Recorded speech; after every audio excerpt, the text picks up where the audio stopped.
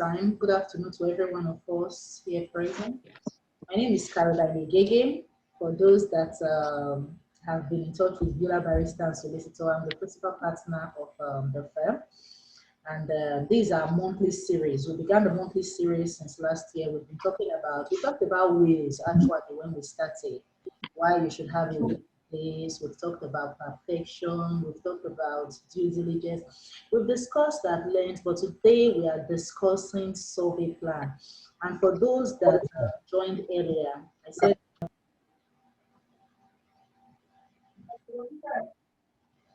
license of you in the house. It's your mic. Okay, sorry. We're looking at survey plan. Survey plan. Okay, let me share my screen with you, although there's so we'll just see the right up on the screen as well. Okay, that's the beginning. Survey plan. And I have said that it's a document that shows you the exact location of the land. It shows you the size and then the exact location of the land. On it, you have the name of the owner of the land, you have the size, you have the different specification on it. You get to find out whether the land is free or not just by looking at a survey plan. You should have all this in it.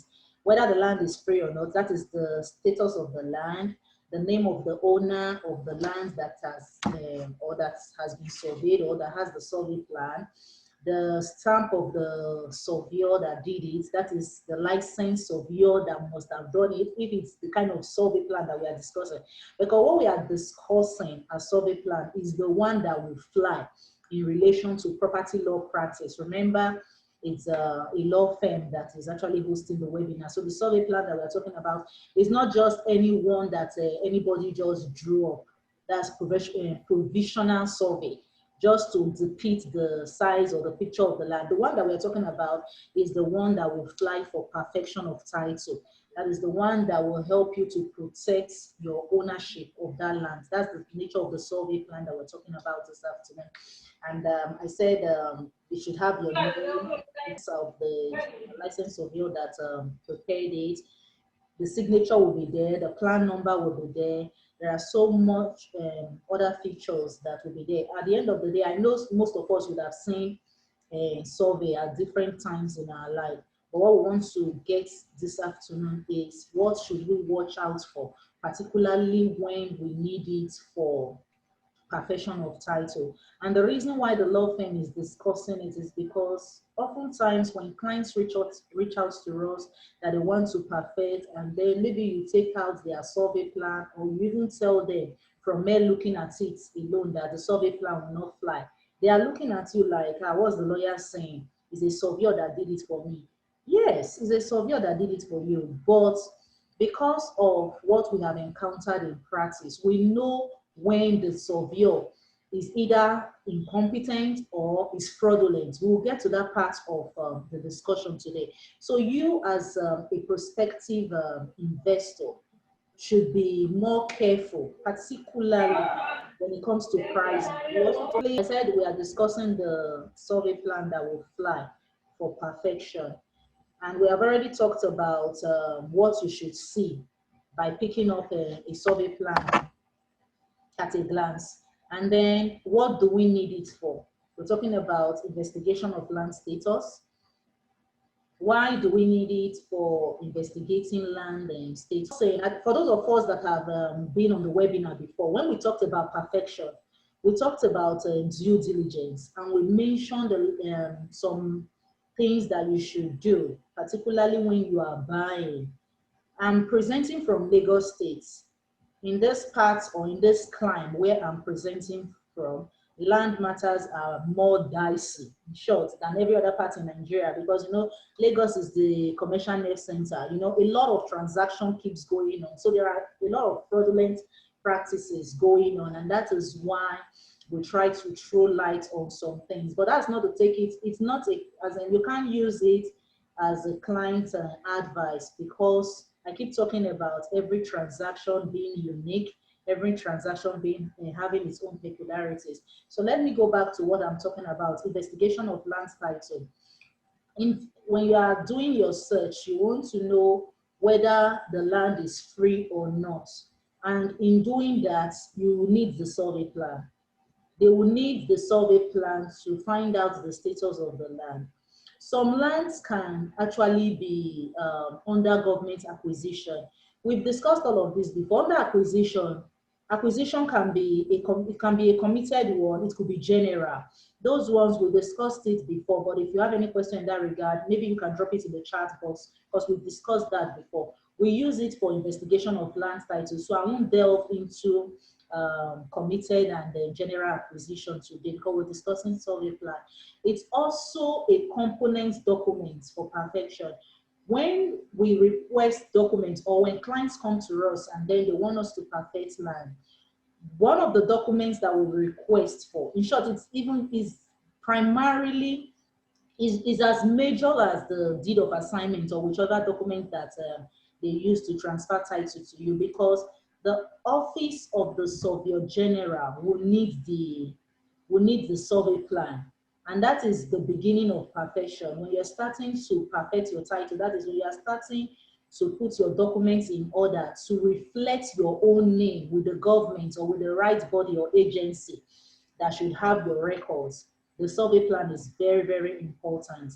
It forms part of the beginning of perfecting your title, because first of all, those documents will be sent to the office of the surveyor general of that particular state. They will need it to check whether the survey plan that you are attaching to your perfection documents, whether it actually depicts the size and the location of that particular land that you are talking about. So without the survey plan, you cannot even perfect.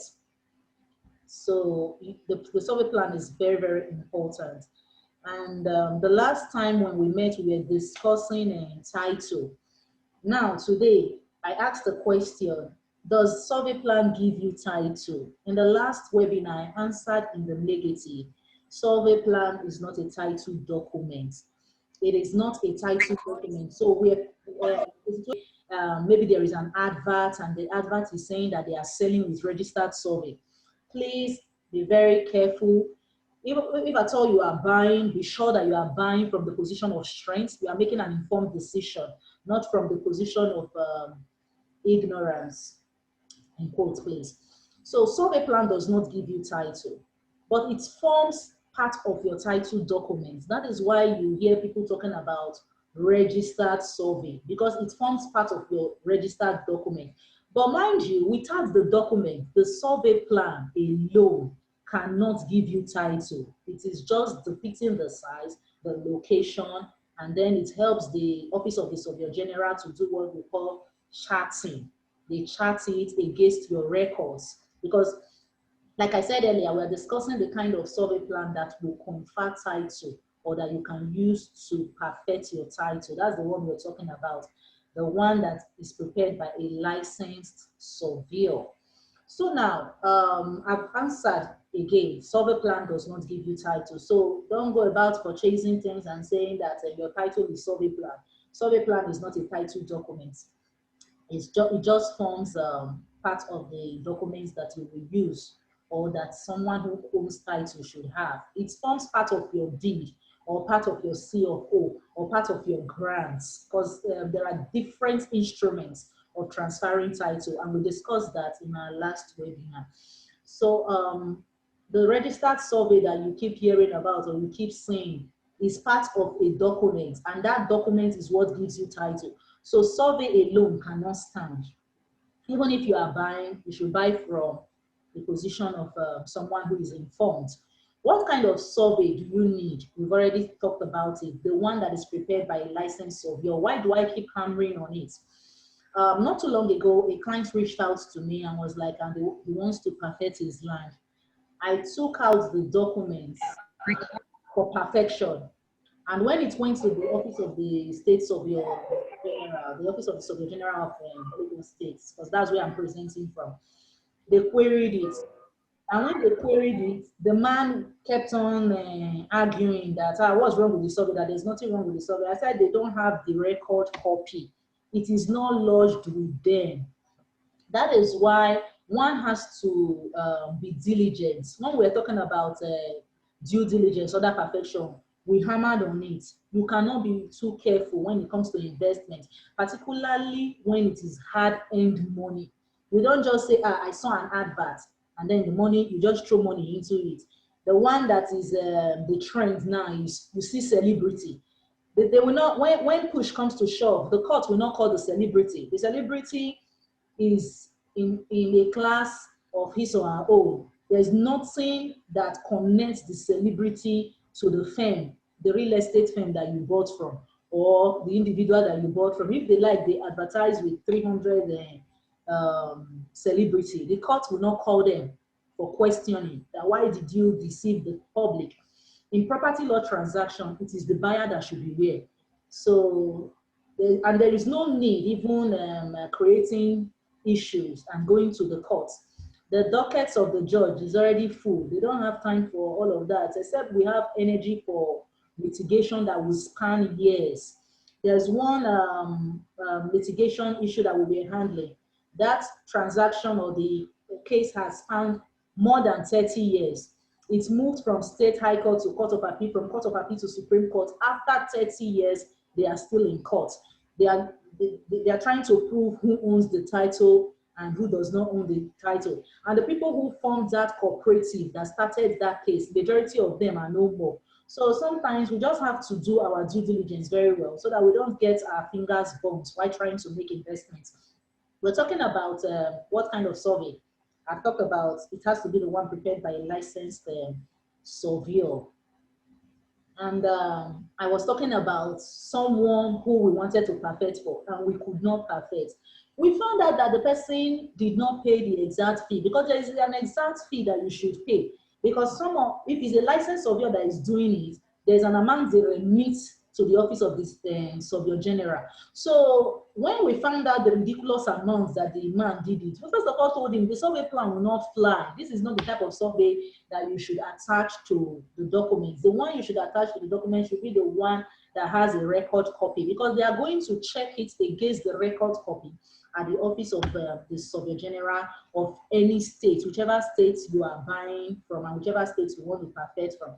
So if the survey plan is not registered with, particularly Lagos here, because this is where I reside and that's where I'm presenting from, particularly Lagos State here, if it is not registered with the office of the surveyor general, your charting will be futile. And once your charting is futile, they will put the title or the documents back to the lands bureau. So it's back to square one. Your survey plan has to be intact. It has to be the one done by a licensed surveyor. The record copy has to be with the office of the surveyor general of the state. So when you approach us as lawyers, we will ask for documents depicting, and we will know from what you are presenting to us, or by reaching out to the licensed surveyor that has prepared the survey plan. Studies are many. There's another one we did. The man kept on arguing. I couldn't proceed. The land had issue. It was committed. From the survey plan, we knew, but we don't know. Please, can you help me mute your mic, please? We don't know what happened at the point of purchase, why the person bought the diligence. And that's what we discussed in our previous webinar. Why are we hammering on today? What he or she was properly done, and then we get stuck in the process of trying to perfect. Some surveyors do it. Some of them do it deliberately. I don't know why, depending on what you communicated to them as a buyer. Because some persons have already bought their properties before they discovered that the property was encumbered. And when trying to cut corner, they may actually engage a surveyor who would fly the coordinates for them. Flying coordinates means that the survey plan will be depicting that the land is somewhere else, whereas the land is not there. And you know, because the officers who we interact with too in Lands Bureau, they know that a lot of people are fraudulent. So over the years, they have fine-tuned their own practice. Now they have what they call internal control. They have survey units. There's so many units, and all those things, they just add to the bureaucratic nature of the agency. The agency is already handicapped. And when they now find out that people don't take out time to do proper survey or do proper documents, they'll bring out a policy again. And the more they bring out policies, the more they slow down the work. So if you're an investor or you are someone who wants to perfect title, you've already bought your land, try as much as possible to make sure that the documents are in order so that the moment you start your perfection process, you are sure that it will not be queried at the office of the Surveyor General. It will not be queried when it comes back to the Bureau of Lands, because there are different offices that are taking care of it when it comes back to the Bureau of Lands.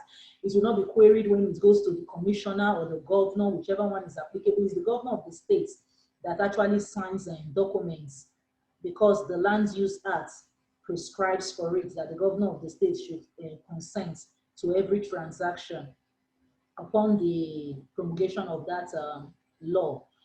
Um, so I want to believe that we are getting value. I said people fly their coordinates. Sometimes it will be out of incompetence, but oftentimes it's fraud. It's fraud that is the driving force most time. From the ones that we've done for our clients, we find out that maybe the person they bought from just packaged the encumbrance and sold it. And those things would have been discovered if proper due diligence was done. And when we discussed due diligence, I said search is not all there is to due diligence. Due diligence is way more than that. At times, we tell our clients that we will need surveyor to pick the coordinates. Some of them will want to save costs.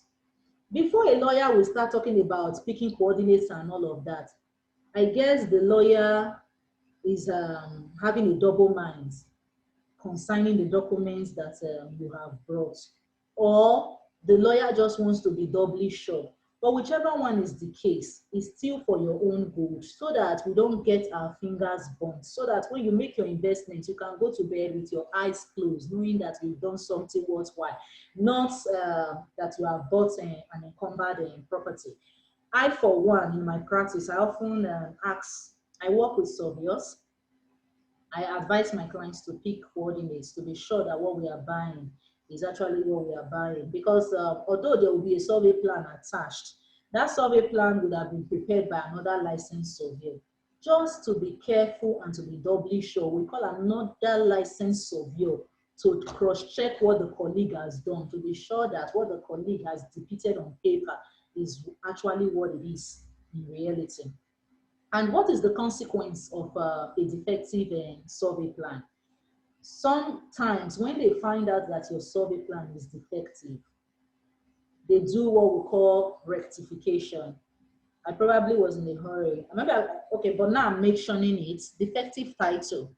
What they could do rectification for you. We've done a couple of rectification of survey plan. Rectification could apply to survey plan. It could apply to one or more other components of perfection documents. But if the defect in your survey plan is not what rectification can correct, sometimes they can cancel the title. That's what we call revocation of title. If you are conversant with Lagos State, where I'm presenting from, or you are conversant with the land registry, you are someone who reads the papers often, you see where they publish titles, revocation of title, that you have a certificate of occupancy or a registered deed or a grant or whichever title documents you have on your land is not, well, we just pray that your title is preserved. But what happens in Lagos State, they keep doing reviews. And when they do reviews, sometimes they find that some people's certificate of occupancy is defective, but they normally will reach out to you. So when you see that they publish in any of the dailies that some titles have been revoked, know that they have done everything that they could have done to save that title, but the defect is probably way beyond the lands registry or the registrar of title. They will now revoke it. Is either they revoke it or the revocation is cancellation of a title. Is either they are revoking, that is cancelling, or they are rectifying. If they are rectifying, it means we'll be able to correct your survey plan, and we've done that for a couple of clients.